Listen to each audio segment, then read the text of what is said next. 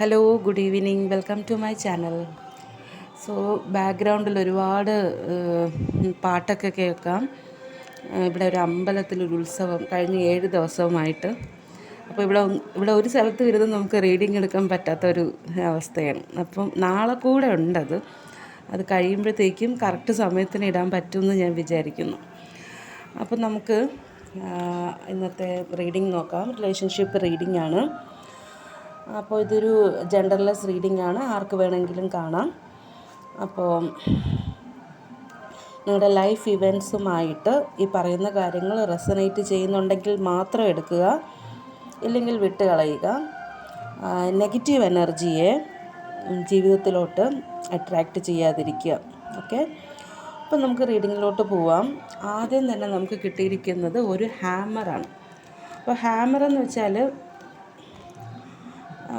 ചെറിയ ചില ശരിയാക്കലുകൾ, അതായത് കുറച്ച് കാര്യങ്ങളെല്ലാം റീബിൽഡ് ചെയ്യാനുണ്ട്. അപ്പോൾ അതാണ് ഹാമർ കൊണ്ട് ഉദ്ദേശിക്കുന്നത്.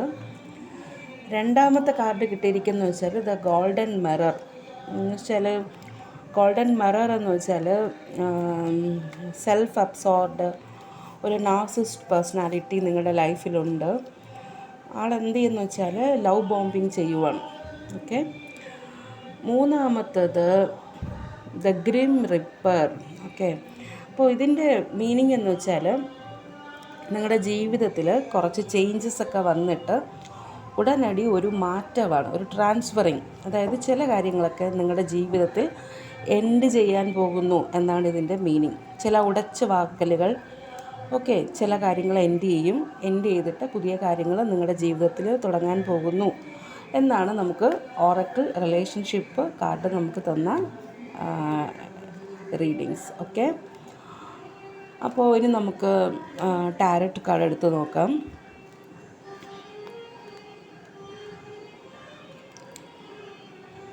ടാരറ്റ് കാർഡിൽ ആദ്യം നമുക്ക് വന്നിരിക്കുന്നതെന്ന് വെച്ചാൽ 2 ഓഫ് കപ്സ് ആണ്. അപ്പോൾ ഇവിടെ വളരെയധികം സ്നേഹിക്കുന്ന രണ്ടാളുകൾ, ഓക്കെ, ഒരുപോലെ അവർ റിലേഷൻഷിപ്പിൽ ഇൻവെസ്റ്റ് ചെയ്യുന്നുണ്ട്, മ്യൂച്വൽ ബെനിഫിഷ്യറീസ് ആണ്. അപ്പോൾ അവർക്ക് എന്താണ് പറ്റിയത് നോക്കാം. അപ്പോൾ ഇതാണ് കറണ്ട് സിറ്റുവേഷൻ. ഇവർ തമ്മിൽ ഭയങ്കരമായിട്ട് അങ്ങോട്ടും ഇങ്ങോട്ടും പരസ്പരം മ്യൂച്വൽ റെസ്പെക്റ്റോടു കൂടി സ്നേഹിക്കുന്നുണ്ട്. അപ്പോൾ രണ്ടാമത്തെ കാർഡ് വന്നിരിക്കുന്നതെന്ന് വെച്ചാൽ 10 ഓഫ് വാൻസ് ആണ്. 10 ഓഫ് വാൻസ് എന്ന് വെച്ചാൽ ഇവരുടെ ജീവിതത്തിലെ ചാലഞ്ച് എന്ന് വെച്ചാൽ അവർക്ക് എടുക്കാൻ പറ്റാത്ത കുറച്ച് കാര്യങ്ങൾ, ഓക്കെ, അവരുടെ ജീവിതത്തിലുണ്ട് എന്നാണ്. അവരെന്തോ ഒരു കാര്യം ചെയ്ത് വളരെയധികം ടയേർഡായിട്ടിരിക്കുന്നു. ഓക്കെ, ഭയങ്കര ടയേർഡായിട്ടിരിക്കുന്നു. ഇനി കുറേ റെസ്പോൺസിബിലിറ്റീസ് ആയിരിക്കാം. അപ്പോൾ ഇനി കുറച്ചുകൂടി അവർക്ക് എടുക്കാൻ വയ്യാത്ത അത്ര ഒരു സാച്ചുറേഷൻ പോയിൻ്റ് ആയി എന്നാണ് ഈ കാർഡ് പറയുന്നത്. ഓക്കെ, അങ്ങ് അറ്റത്ത് ഒരു സാച്ചുറേഷൻ പോയിൻ്റായി. ഇനി ഒരു കാര്യവും കൂടെ അവർക്ക് ചെയ്യാൻ പറ്റാത്ത ഒരു അവസ്ഥയിലാണ് നിൽക്കുന്നത്, ഒരു ബേർഡൻ. അപ്പോൾ കുറേ തടികൾ ഒരാളിങ്ങനെ ആളുടെ ഷോൾഡറിൽ എടുത്ത് പോകുന്ന ഒരു പിക്ചറാണിത്. അപ്പോൾ ഇതിൽ കാർഡ് പറയുന്നതെന്ന് വെച്ചാൽ ഇനി എന്തെങ്കിലും ഇതും കൂടെ ചെയ്യൂ എന്ന് പറഞ്ഞിട്ട് ആരെങ്കിലും നിങ്ങൾക്കൊരു ബേർഡൻ കൊണ്ടുവരികയാണെങ്കിൽ അത് നോ പറയണമെന്നാണ് പറയുന്നത്. ഏത് രീതിയിലുള്ള ബേർഡൻ ആയിരുന്നാലും, ഇമോഷണൽ റിലേറ്റഡ് ആയിട്ടുള്ള ബേർഡൻ ആണെങ്കിലും നിങ്ങളൊരു സാച്ചുറേറ്റഡ് ലെവലിൽ നിൽക്കുകയാണ്. ഇനി കുറച്ചും കൂടെ നിങ്ങൾക്ക് ഈ ഒരു കാര്യത്തിൽ ഇൻവെസ്റ്റ് ചെയ്യാൻ പറ്റില്ല, അത്ര ഒരു ബേർഡനിൽ നിൽക്കുകയാണ് നിങ്ങൾ. ഓക്കെ, ഇനി കുറച്ചും കൂടെ ഇത്രയും കൂടെ നിങ്ങൾ സഹിച്ചോളൂ, അല്ലെങ്കിൽ ഇത്രയും കൂടെ നിങ്ങൾ ചെയ്തോളൂ എന്ന് പറഞ്ഞിട്ട് ആരെങ്കിലും കൊണ്ടുവരികയാണെങ്കിൽ പറയണം നോ എന്ന് പറയണം എന്നാണ് കാർഡ് പറയുന്നത്. ഓക്കെ, ഇവിടെ സോഡിയക് സൈൻസ് വന്നിരിക്കുന്നത് സഗിറ്റാരിയസ് ആൻഡ് ക്യാൻസർ ആണ്, ഫയർ സൈൻ ആണ്. ഓക്കെ, അപ്പോൾ മൂന്നാമത് നമുക്ക് വന്നിരിക്കുന്നതെന്ന് വെച്ചാൽ 5 ഓഫ് പെൻഡക്കിൾസിൻ്റെ എനർജിയാണ്. അപ്പോൾ 5 ഓഫ് പെൻഡക്കിൾസ് എന്ന് വെച്ചാൽ ഇതൊരു പാസ്റ്റ് ഇൻഫ്ലുവൻസ് ആണ്, പാസ്റ്റിൽ നടന്ന ഒരു കാര്യമാണ്. അതായത് നിങ്ങളുടെ കാര്യങ്ങൾ കുറച്ചൊരു ഹാർഡ്ഷിപ്സിലൂടെയാണ് പൊയ്ക്കൊണ്ടിരുന്നത്. അപ്പോൾ കുറച്ച് സർക്കംസ്റ്റൻസ് ഒക്കെ എല്ലാം കുറച്ച് ചേഞ്ച് ഉണ്ടായിരുന്നു, അതായത് ഒരു നെഗറ്റീവ് സർക്കംസ്റ്റൻസ് ആയിരുന്നു. അപ്പോൾ നിങ്ങൾക്കിങ്ങനെ തോന്നും ഈ ലോകം തന്നെ നിങ്ങളുടെ അഗെയിൻസ്റ്റ് ആയിട്ടാണ് നിൽക്കുന്നത് എന്ന് നിങ്ങൾക്ക് തോന്നിയ ഒരു സമയം ആയിരുന്നു. ഓക്കെ, ഇത് പാസ്റ്റ് ഇൻഫ്ലുവൻസ് ആണ്. അപ്പോൾ നിങ്ങളതിൽ ചിന്തിക്കേണ്ടതെന്ന് വെച്ചാൽ ആ സമയത്ത് പക്ഷെ നിങ്ങൾക്ക് ആ ഒരു സ്ഥിതി അല്ലെങ്കിൽ ആ ഒരു സമയം നമുക്ക് കടന്നു പോകാനായിട്ട് നിങ്ങൾക്ക് കുറച്ച് കാര്യങ്ങളെല്ലാം ഉണ്ടായിരുന്നു കയ്യിൽ.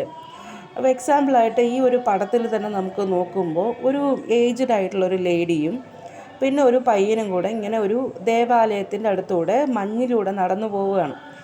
അപ്പോൾ ആ ലേഡിക്ക് ഭയങ്കരമായിട്ട് തണുക്കുന്നുണ്ട്. അപ്പോൾ അവർക്ക് മൂടാൻ വേണ്ടിയിട്ടൊരു പുതപ്പുണ്ട്. ഓക്കെ. അപ്പോൾ അതുപോലെ മറ്റേ ഒരു കൊച്ചു പയ്യൻ്റെ കാലാണെങ്കിൽ അവൻ്റെ കാല് ഒടിഞ്ഞിരിപ്പുണ്ട്. അപ്പോൾ പക്ഷേ അവന് നടക്കാൻ വേണ്ടിയിട്ട് സ്ട്രെച്ചറുണ്ട്. ഓക്കെ. അപ്പോൾ ആൾക്കും ആ ഒരു സാഹചര്യം, ദുർഘടമായ സാഹചര്യം കടന്നു പോകാൻ വേണ്ടിയിട്ട് ചില കാര്യങ്ങളൊക്കെ കൊടുത്തിട്ടുണ്ട്. അപ്പോൾ അതുപോലെയാണ് നിങ്ങളുടെ സ്ഥിതിയും. പാസ്റ്റിൽ വളരെയധികം വിഷമഘട്ടങ്ങളിലൂടെയാണ് നിങ്ങൾ പോയിട്ടുണ്ടെന്നെങ്കിലും അത് കടക്കാൻ വേണ്ടിയിട്ട് നിങ്ങൾക്ക് യൂണിവേഴ്സായിട്ട് ചില കാര്യങ്ങൾ നിങ്ങൾക്ക് തന്നിട്ടുണ്ടായിരുന്നു എന്നാണ് ഇതിൽ പറയുന്നത്. ടോറസ് ആണ് ഇവിടുത്തെ സോഡിയാക് സൈൻ വന്നിരിക്കുന്നത്. ഓക്കെ. അത് ചിലപ്പോൾ ഫിനാൻഷ്യലായിട്ടുള്ള കാര്യങ്ങളായിരിക്കാം. നിങ്ങൾക്ക് പൈസ ഒട്ടും കയ്യിലില്ലാത്തൊരവസ്ഥയായിരിക്കാം, ഒരു ദാരിദ്ര്യത്തിൻ്റെ ഒരു അവസ്ഥയായിരിക്കാം. അതുപോലെ റിലേഷൻഷിപ്പിൽ നിങ്ങൾ വിചാരിച്ച അത്ര അതിലും ഒരു ദാരിദ്ര്യമായിരിക്കാം. നിങ്ങൾ പ്രതീക്ഷിച്ചതുപോലെ ഒന്നും നിങ്ങളുടെ റിലേഷൻഷിപ്പിൽ നിന്ന് നിങ്ങൾക്ക് കിട്ടിയില്ലാത്തൊരവസ്ഥയായിരിക്കാം. ഓക്കെ. ഒരു സപ്പോർട്ടോ ഒന്നും നിങ്ങൾക്ക് കിട്ടാത്തൊരവസ്ഥയായിരിക്കണം. അപ്പോൾ എന്തായിരുന്നാലും ആ സമയം നിങ്ങൾ കടന്നിട്ടാണ് ഇപ്പോൾ ഉള്ളൊരു സ്റ്റേജിൽ നിൽക്കുന്നത് എന്നാണ് ടാരോട്ട് പറയുന്നത്. ഓക്കെ.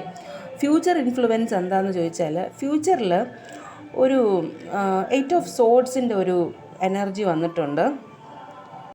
ഈ 8 ഓഫ് സോഡ്സിൻ്റെ എനർജി എന്താണെന്ന് വെച്ചാൽ, നിങ്ങൾക്ക് ഫ്യൂച്ചറിലൊരു ഫീലിംഗ് ഉണ്ടാവും.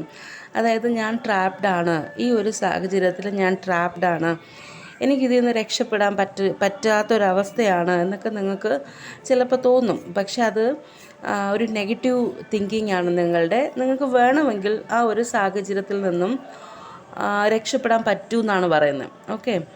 അപ്പോൾ ഒരു വിക്ടിം മെൻറ്റാലിറ്റി നിങ്ങൾക്ക് ചിലപ്പോൾ ഉണ്ടാകാനുള്ളൊരു ചാൻസ് ഉണ്ട്. ചില കാര്യങ്ങൾ നിങ്ങൾ റെസ്ട്രിക്ഷൻ ചെയ്ത് വെച്ചിരിക്കുന്നു എന്നുള്ളൊരു തോന്നലൊക്കെ ഉണ്ടാകും. പക്ഷെ അത് നിങ്ങൾക്ക് ആ ഒരു തോന്നലിൽ നിന്ന് സ്വയം പോസിറ്റീവ് തിങ്കിങ് ഉണ്ടെങ്കിൽ നമുക്ക് അതിൽ നിന്ന് മാറ്റാൻ പറ്റും എന്നാണ് പറയുന്നത്. ഓക്കെ. 4 ഓഫ് വാൺസിൻ്റെ എനർജി പറയുന്നതെന്ന് വെച്ചാൽ, നിങ്ങൾ ഫ്യൂച്ചറിൽ ചില സെലിബ്രേഷൻസ്, ജോയ്ഫുൾ ഇവൻറ്റ്സ് എല്ലാം നടക്കാൻ ചാൻസ് ഉണ്ട്. ഒരു ഹാർമണി, ഒരു ബാലൻസ് ഇൻ ഇമോഷൻ, ഇതൊക്കെ നിങ്ങളുടെ ജീവിതത്തിൽ ഉണ്ടാവാൻ പോകുന്നു എന്നാണ് പറയുന്നത്. ഓക്കെ. അപ്പോൾ എരീസാണ് ഇതിൽ വന്നിരിക്കുന്ന സോഡിയാക് സൈൻ എന്ന് പറയുന്നത്. അതുപോലെ അടുത്ത കാർഡ് എന്ന് വെച്ചാൽ 5 ഓഫ് സോഡ്സ് ആണ്.